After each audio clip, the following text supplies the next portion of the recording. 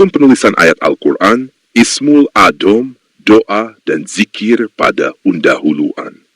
Di dalam Islam, setiap tindakan yang dilakukan oleh seorang muslim hendaknya selalu mempertimbangkan nilai-nilai adab dan kesucian ajaran agama. Salah satu permasalahan yang sering muncul dalam masyarakat adalah kebiasaan menuliskan ayat Al-Quran, Asmaul Husna, doa, dan zikir dalam undangan walimah, tahlilan, dan acara keagamaan lainnya. Meskipun niat utama dari tindakan ini adalah tabaruk, mengharapkan keberkahan, dan penghormatan terhadap teks-teks suci, tidak jarang undangan-undangan tersebut terbuang sembarangan atau diperlakukan secara kurang pantas.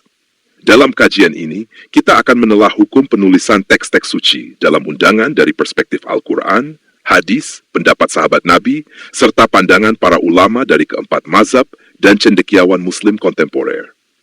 Hukum penulisan ayat Al-Quran, ismul adom, doa, dan zikir dalam undangan.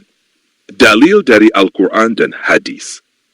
Allah subhanahu wa ta'ala berfirman, Inna nahnu nazzalna dzikra wa inna lahu lahafidhun. Sesungguhnya kami telah menurunkan Al-Quran dan sesungguhnya kami pula yang akan menjaganya. Dalam ayat ini, Allah menegaskan bahwa Al-Quran adalah wahyu yang suci dan memiliki kehormatan yang harus dijaga oleh umat Islam. Oleh karena itu, setiap muslim berkewajiban untuk memperlakukan teks-teks suci dengan penuh rasa hormat dan tidak menempatkannya pada hal-hal yang bisa menyebabkan kehinaan atau penghinaan. Rasulullah Shallallahu Alaihi Wasallam bersabda, "Waman yu'adzim sya'airallahi, fa innaha min taqwal qulub." Barang siapa yang menghormati syiar-syiar Allah, maka itu adalah bagian dari ketakwaan hati. Hadis ini menunjukkan bahwa segala sesuatu yang berkaitan dengan ajaran Islam, termasuk Al-Quran dan doa-doa yang bersumber dari hadis, harus diperlakukan dengan penuh penghormatan dan ketakwaan. Pendapat para sahabat Nabi dan ulama mazhab. Pendapat sahabat Nabi. Para sahabat Nabi Muhammad Shallallahu Alaihi Wasallam sangat menjaga kesucian Al-Quran. Diriwayatkan bahwa Khalifah Umar bin Khattab radhiyallahu anhu pernah melarang penulisan Al-Quran pada barang yang dapat dengan mudah rusak atau terbuang. Demikian pula, Abdullah bin Mas'ud radhiyallahu anhu pernah mengingatkan agar tulisan-tulisan ayat Al-Quran tidak disalahgunakan atau diletakkan di tempat yang tidak semestinya. 1. Mazhab Hanafi. Imam Abu Hanifah rahimahullah berpendapat bahwa segala sesuatu yang mengandung ayat Al-Quran wajib dijaga dari kehinaan. Oleh karena itu, penulisan ayat Al-Quran pada undangan harus dipastikan tidak berisiko terbuang atau diinjak. 2. Imam Malik rahimahullah menekankan bahwa kehormatan Al-Quran harus dijaga, dan jika ada kemungkinan besar suatu barang yang mengandung ayat Al-Quran akan terbuang sembarangan, maka sebaiknya dihindari.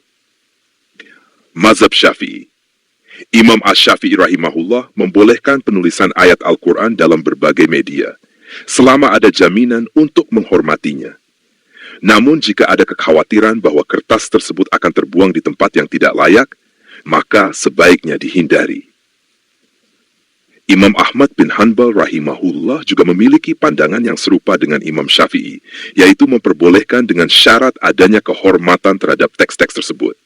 Hukum penulisan dalam huruf Arab dan Latin. Dalam kasus ini, apakah ada perbedaan hukum antara penulisan dalam huruf Arab dan alfabet Latin?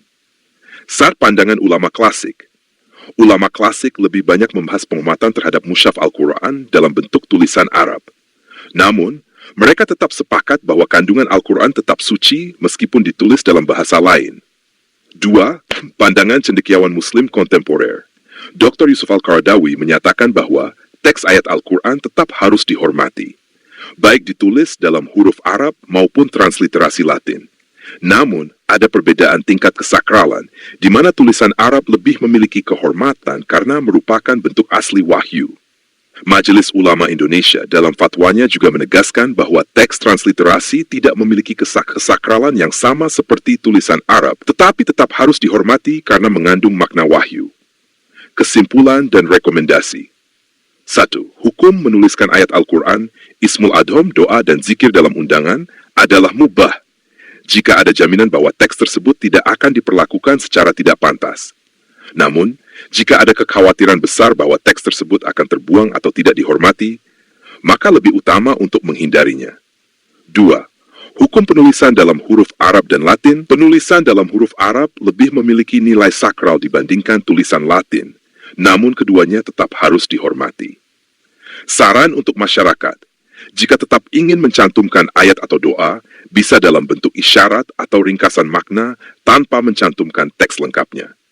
Bisa juga mengganti teks Arab dengan tulisan dalam bahasa Indonesia agar tidak disalahgunakan. Jika mencetak dalam bentuk kertas, hendaknya diberikan peringatan agar tidak membuangnya sembarangan. Penutup, menjaga kesucian ayat-ayat Al-Quran adalah kewajiban setiap Muslim.